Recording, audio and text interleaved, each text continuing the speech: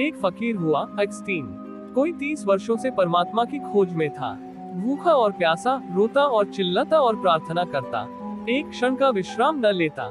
जीवन का कोई भरोसा नहीं है, परमात्मा को पा लेना है। तो सब भांति के उपाय उसने किए।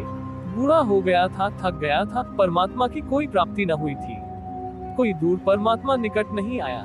बुढ़ापा निकट आ रहा था, मौत करीब आ रही थी, उतने ही प्राण और चिंतित होते जाते थे।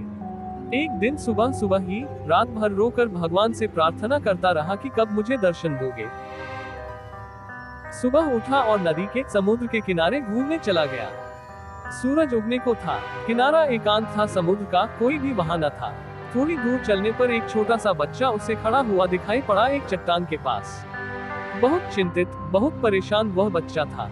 एक्सटीन ने पूछा, तू किस लिए इतना परेशान है और इतने सुबह सुबह इस अकेले समुद्र के किनारे क्यों चला आया? उस बच्चे ने अपने कंधे पर एक झोली टांग रखी थी। उस झोली में से एक बर्तन निकाला, छोटा सा बर्तन, और उसने कहा, मैं परेशान हूँ। मैं इस बर्तन में समुद्र को भर लेना चाहता हूँ, लेकिन यह समुद्र भरता ही नहीं। उस बच्चे का ये कहना था कि मैं इस बर्तन में इस समुद्र को भर लेना चाहता हूँ, लेकिन ये भरता ही नहीं है। और जैसे एक्सटीन के सामने कोई बंद द्वार खुल गया और वह एकदम जोर से हंसने लगा और रोने भी लगा। तो उस बच्चे ने पूछा कि आपको क्या हो गया है?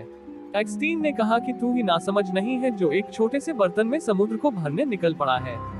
मैं भी नासमझ हूँ। मैं अपनी छोटी सी बुद्धि में परमात्मा को पकड़ने चला था। मैं अपने छोटे से मस्तिष्क में सत्य को समाने निकल पड़ा था। अगर तू नासमझ है तो मैं और भी ज्यादा नासमझ हूँ।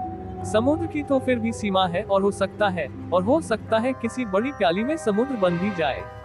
प्याली की भी सीमा है और समुद्र की भी सीमा है, लेकिन मेरी बुद्धि की तो सीमा है और परमात्मा की कोई सीमा नहीं। मैं तुझसे भी ज्यादा नासमझ रहा।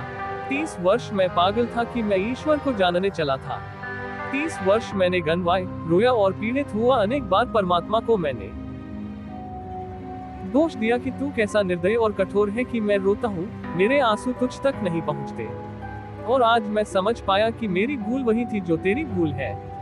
मैं परमात्मा की खोज छोड़ता हूँ। मैं परमात्मा को जानने का पागलपन छोड़ता हूँ। वह नाचता हुआ वापस लौट आया अपने आश्रम में।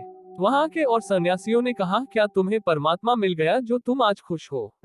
जो कि 30 वर्षों से कभी मुस्कुराते नहीं देखे गए, आज नाचते हो। क्या तूने उसको पा लिया? क्या तुमने उसे जान लिया? एक्सटीन ने कहा, उसे तो मैंने नहीं पाया, लेकिन अपने को खो दिया। उसे तो मैंने नहीं जाना, लेकिन अपने जानने के पागलपन को मैं समझ गया। और जिस क्षण मैंने ये दौड़ छोड़ दी और जानने का ये भ्रम छोड़ दिया, उस क्षण मैंने पाया, वह तो सामने ही था। वह तो सामने ही है। मैं भी तो वही हूँ। मैंने उसे कभी खोया ही नहीं था, लेकिन उसे खोजने और जानने के पागलपन में मैं पड़ गया था, और मैं इसी भूल में उसे खोए हुए था जो कि अभी खोया हुआ नहीं था। एक्सटीन का जानने का ख्याल छूटा और उसने जान लिया। अज्ञान के लिए मैंने कहा है कि यह ज्ञान हमारे अहंकार की मृत्यु बन जाएगी। अगर मैं ये ठीक से जान सकूं कि मैं कुछ भी नहीं जानता हूं, और मैं ये जान सकूं कि जो असीम है वह सीमित बुद्धि से नहीं जाना जा सकेगा, और मैं ये जान सकूं कि प्याली में समुद्र भरना पागलपन है, और अपनी बुद्धि में सत्य को भर लेने का ख्याल और भी बड़ा पागलपन है। अगर यह मुझे दिखाई पड़ जाए तो मैं तो गया, मेरी सामर्थ्य तो मिट गई। मैं तो रिक्त और शून्य हो गया। और जिस क्षण कोई व्यक्ति उस स्थिति में पहुंच जाता है जहां उसे ये भी भ्रम नहीं रह जाता कि मैं जानता हूं, अज्ञान की, न जानने की स्टेट ऑफ नॉट नोइंग में है, जबकि उसे कुछ भी प्रतीत नहीं होता कि मैं जानता हूँ, मन एकदम मौन और शांत हो जाता है। उसी शांति में जाना जाता है। अज्ञान ज्ञान का द्वार है, अज्ञान का बोध। लेकिन हम सारे लोग अज्ञान को ढांक लेते हैं उधार ज्ञान से।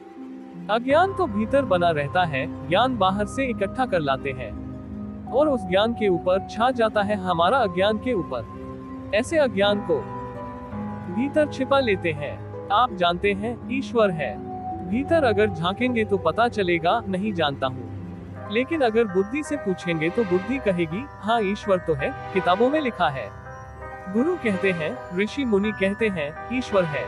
जब तक कोई और कहता है ईश्वर है, तब तक आपके लिए ईश्वर नहीं है। जिस दिन आपके प्राण जानेंगे उसी दिन होगा, उसके पहले नहीं हो सकता।